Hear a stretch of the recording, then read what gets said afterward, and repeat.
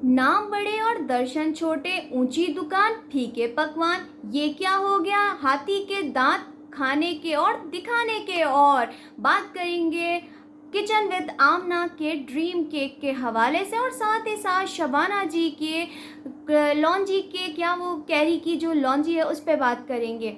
अस्सलामुअलैकुम दोस्तों, कैसे हैं आप सब लोग। उम्मीद करती हूँ आप लोग सब खैरियत से होंगे, खुश होंगे। चैनल पे न्यू है तो चैनल को सब्सक्राइब कर दीजिए, वीडियो पसंद आए तो लाइक कमेंट शेयर ज़रूर कर दीजिएगा, क्योंकि हम आपके लिए बहुत मेहनत से रिएक्शन तैयार करते हैं। ये क्या कर दिया किचन विद आमना आपने, आप तो पाकिस्तान की नंबर 1 शेफ़ थी, आपसे तो हमें ये उम्मीद ना थी।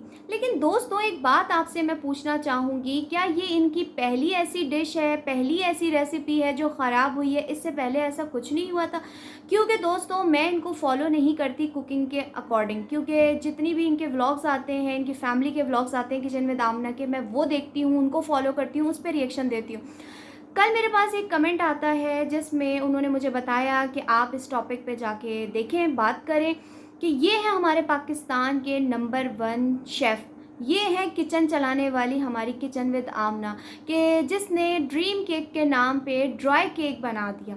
जाहिर सी बात है आजकल के टाइम पे जब ये ड्रीम केक, लावा केक, आज तो नहीं काफ़ी टाइम हो गया तकरीबन इस केक को इंट्रोड्यूस हुए मार्केट में, लेकिन चूँकि आजकल यूट्यूबर्स इसको ट्रेंडिंग पे ले आए हैं, हमारे टिकटॉकर्स, तो उस अकॉर्डिंग से अब लोग ज़्यादा इसकी तरफ जा रहे हैं। लोगों ने डिमांड की होगी कि भाई आप ये बनाएं, हमें बनाना सिखाएं, क्योंकि कुछ लोग घर में खा के बना के खाना पसंद करते हैं। तो इसी तरीके से आमना ने लोगों को सिखाना चाहा, और सिखाते सिखाते उन्होंने पहले ख़ुद सही से मेरे ख़्याल पे इस रेसिपी को नहीं सीखा और क्या से क्या बना दिया।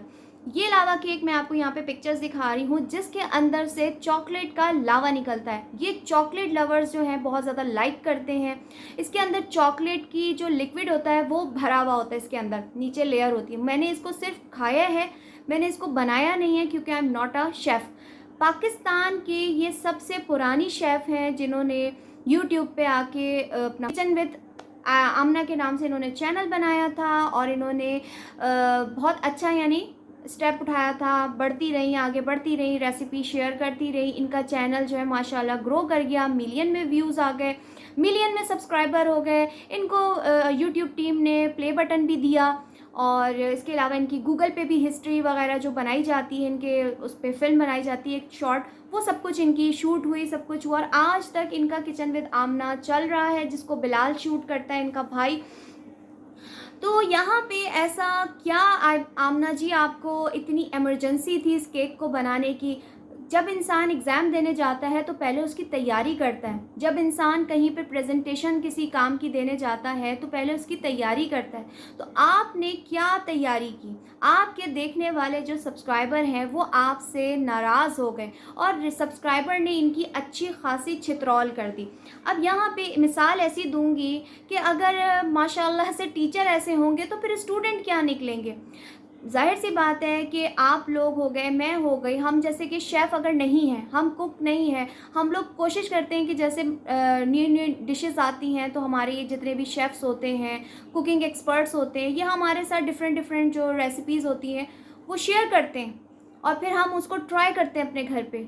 जब आप लोग पाकिस्तान के इस वक्त नंबर 1 शेफ़ बने हुए हैं, जैसे कि आमना बनी हुई हैं, तो अगर आप ही की ट्राई की हुई चीज़ गलत बन जाए तो क्या हमारे मुल्क का नाम बदनाम नहीं होगा? हमारे मुल्क पे भी इस पे उंगलियां उठाई जाएंगी कि ये पाकिस्तान की शेफ़ हैं जो हमारे लिए इन्होंने, इनकी रेसिपी हमने ट्राई की थी और हमारी डिश का सत्यानाश हो गया। दोस्तों आप मुझे बताइएगा, क्योंकि मैं इनके चैनल को फॉलो करती हूँ, मुझे नहीं पता कि इनकी और मज़ीद कोई डिशेस ऐसी हों, तो प्लीज़ आप लोग मुझे ज़रूर कमेंट में बताइएगा कि इससे पहले भी इन्होंने बहुत से ब्लंडर किए हैं। तो सब्सक्राइबर ने इनके ड्रीम केक को ड्राई केक का नाम दे दिया, और कुछ लोगों ने कहा कि केक बनाने से पहले प्रैक्टिस तो कर लेती। इनके व्लॉग्स वगैरह तो मैं देखती हूँ, जिसमें अक्सर मैं इनकी रेसिपीज़ वगैरह देखती हूँ, क्विक फास्ट बनाती हैं, क्योंकि जाहिर सी बात है कुकिंग इनका पैशन है, तो जिसका जो पैशन होता है वो उसमें एक्सपर्ट होता है। लेकिन आज एक्सपर्टी ने ऐसी हरकत क्यों की कि जब उन्होंने केक को तोड़ा तो उस केक के अंदर से लावे की जगह ड्राई स्पंज निकल रहा था? क्यों?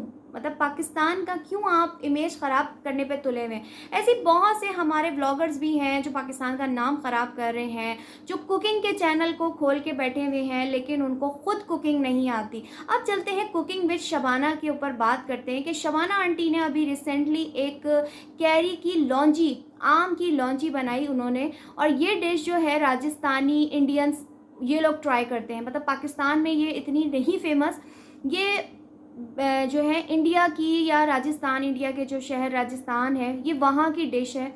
वहाँ पे ख़वातीन ये बनाती हैं गर्मियों के दिनों में। एक टाइप जैसे मुरब्बा होता है, इस तरह का होता है, मीठा मुरब्बे जो होते हैं वो ज़्यादा मीठे ही होते हैं ना। तो उन्होंने वो बनाई कैरी की मीठी लौंजी, जो नमकीन लौंजी लौंजी बनाई थी वो भी थोड़ी मेरे समझ से बाहर हुई। उसके बाद ये भी, क्योंकि मैंने जाके जब इसको सर्च किया और इसके जितनी भी रेसिपीज़ थी, मीठी खट्टी नमकीन, सब मैंने देखी, लेकिन उसमें मुझे एक चीज़ नज़र नहीं आई जो मुझे आंटी शबाना के चैनल पे नज़र आई। वो था प्याज का, लहसुन अदरक का पेस्ट, जो कि किसी भी इंडिया के शेफ़ ने अपने खाने में नहीं डाला, किसी ने भी। और मीठी लौंजी में कौन लहसुन अदरक और ये प्याज डालता है?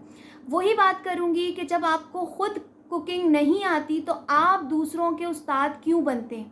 आप साफ बोल दो भाई हमें इतनी ख़ास कुकिंग नहीं आती। लेकिन वही है कि डॉलर के चक्कर में आप आवाम को पागल बनाते हैं। और आप आवाम, मैं भी आवाम का ही हिस्सा हूँ, तो हम भी ऐसे शेफ़्स के हाथों में, ऐसे एक्सपर्ट्स के हाथों में बेवकूफ़ बन जाते हैं। बहुत बार ऐसा मेरी ज़िंदगी में हुआ है, बिल्कुल हुआ है, कि मैंने यूट्यूब से उठाई हुई रेसिपी ट्राई की और वो अच्छी नहीं बनी। अब मेरा जो है, मैंने अपने 2-3 बस रख लिए हैं शेफ़, और 2-3 वेबसाइट है। एक तो फूड फ्यूजन है, और मैं यहाँ पे किसी की प्रमोशन नहीं कर रही, लेकिन मैं सीरियसली बता रही हूँ कि फूड फ्यूजन जो है वो बेस्ट है, और मैं उसी की रेसिपी जो है वो फॉलो करती हूँ। तो यहाँ पे तो मुझे लग रहा है कि आवाम इनके हाथों बुद्धू बन रही है, और आवाम बनती रहेगी, क्योंकि आप ही की वजह से ये यहाँ तक पहुँचे हैं, और आप ही लोगों ने इनको इतनी हिम्मत दी है कि ये आप लोगों के साथ इगड़म तिगड़म बिगड़म कोई सी भी रेसिपी शेयर करेंगे, आप इसके ऊपर बिलीव कर लेंगे। अभी शबाना आंटी ने कुछ दिन पहले अंडों का और आलू अंडे का सालन आई थिंक बनाया था, लेकिन उसका जो प्रोसेस था ना, मेरी नज़र में टोटली रॉन्ग था। अंडों को कभी भी शैलो फ्राई नहीं करते, डीप फ्राई नहीं करते, हमेशा शैलो फ्राई करते हैं। यानी इतना ज़्यादा ऑयल में पकोड़ों की तरह कौन अंडे को डालता है? अगर मैं गलत हूँ तो आप प्लीज़ मुझे बताइएगा। अंडे फट जाते हैं, हमेशा उसको शैलो फ्राई किया जाता है, लेकिन यहाँ अंडे उनके ख़राब हो गए थे।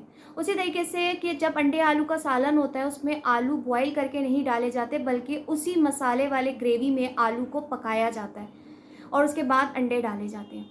तो कितनी जगहों पे फिर इंडिया की ही एक रेसिपी थी अरवी के पत्तों का, आई थिंक सालन था, बेसन और अरवी के पत्तों का, इन्होंने उसमें भी ख़राबी की। और उस पे भी हमारे जो थोड़ी घर में जो ये कुकिंग करती होंगी ख़वातीन, जो ऐसी चीज़ें बनाती हैं, इंडिया की डिश है, इंडिया की बहनों ने इस पे बात की। कुछ पाकिस्तान की ऐसी हैं जो ये चीज़ें बनाती हैं, उन्होंने इस पे बात की कि आपने बिल्कुल मतलब रॉन्ग प्रोसेस बनाया। साथ ही साथ इनकी बेटी की भी बात करेंगे, जो उन्होंने बिरयानी बनाई, जो उन्होंने कढ़ाई बनाई, जो उन्होंने अचार गोश्त बनाया। अस्तगफिरुल्लाह अस्तगफिरुल्लाह। यानी कहते हैं ना, माँ से ही बच्चियाँ सीखती हैं, तो बच्ची बिल्कुल नज़र आ रही है कि जो माँ दुनिया को सिखा रही है, दुनिया वही सीख रही है। और सिर्फ ये नहीं, न जाने रमज़ान की कितनी ऐसी डिशेज़ हैं जिसमें इन्होंने कई गलतियाँ की हैं, जो कि मैं अब यहाँ पे रिपीट नहीं करना चाह रही, आप लोग खुद जाके देख लीजिएगा। तो खुदारा आप लोग भी होश के नाखून लें, ऐसी चीज़ों को फॉलो मत करें। मेरी नज़र में तो बात इतनी सी है दोस्तों कि ये लोग खुद सीखने के मूड में होते हैं और लोगों को सिखाने चले जाते हैं। पहले खुद अच्छे से सीखो, समझो, और उसके बाद लोगों के साथ शेयर करो, क्योंकि किसी का हराम का पैसा नहीं है, हराम का रिस्क नहीं है। रिस्क को ज़ाया करना भी गुनाह है, रिस्क की बेहुरमती भी गुनाह है दोस्तों। क्योंकि जब हम इनके बनाए हुए जो रेसिपी है उसको अपने घर में ट्राई करेंगे, और जब वो बद जायका और वो चीज़ ख़राब हो जाएगी, तो आपकी जो रिस्क है, जाहिर सी बात है उसका ज़िया होगा। आप फेंक दोगे, आप खाओगे नहीं। अगर आप बना के किसी के सामने रखोगे तो आप उससे भी डांट खाओगे कि ये तुमने क्या बना दिया। ऐसे बनाते हैं, अंडे फटे हुए रखोगे, अरवी के पत्तों का अजीब सा सालन बना के रखोगे, या आप इस तरह का केक रखोगे जैसे कि आमना ने बनाया है, तो आपको क्या तारीफ़ें मिलेंगी या डांट सुनने को मिलेगी? उसके बाद आपके घर वाले या आपके मेहमान बोलेंगे खुदारा दोबारा ऐसा नहीं बनाना, दोबारा ऐसा नहीं बनाना, हम नहीं खाएंगे। या रिस्क मत ज़ाया करो। तो आप लोग अपने बड़े बूढ़ों को फॉलो कर लें, वो ज़्यादा बेहतर है। और अगर आप लोगों ने किसी से अपनी रेसिपी सीखनी है तो किसी एक्सपर्ट से सीखें, जो जिनका नाम हो कि हाँ भाई ये बहुत बड़े शेफ़ हैं। बस ये था मेरा आज का रिएक्शन। आई होप आप लोगों को अच्छा लगा हो। बाकी अपनी अकल से भी काम कीजिए, शऊर आप लोगों के अंदर बेदार करना बहुत ज़रूरी है। रिएक्शन के ज़रिए हम आपके अंदर शऊर बेदार करते हैं कि होश के नाखून लें और अपनी फैमिली को सेफ़ रखें ऐसे लोगों से। अल्लाह हाफ़िज़।